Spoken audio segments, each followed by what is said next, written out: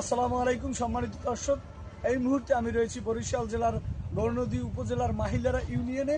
আর আপনারা আমার হাতের ডান দিকে দেখতে পাচ্ছেন যে কৃষকের বীজতলা অতি বৃষ্টির কারণে ডুবে গিয়ে নষ্ট হয়ে গেছে প্রায় আমন ধানের বীজ। আর এই বীজ থেকেই কৃষক তার স্বপ্নের ফসল ফলানোর জন্য যে পাইলট প্রজেক্ট করেছিল হাইব্রিড ধানের বীজ, যে বীজটা 90 দিনের ভিতরে পরিপক্ক একটি ধান গাছে পরিণত হয়ে নতুন ধানের রোপণ হইতো, সে নতুন ধান আবাদ হইতো, সেই আবাদের স্বপ্ন যেন স্বপ্নই থেকে গেছে। এই কয়েকদিনের ভারী বর্ষা বৃষ্টির কারণে কৃষকের এই আমন ধানের বীজতলা ডুবে গিয়ে কৃষক হয়েছেন ক্ষতিগ্রস্ত।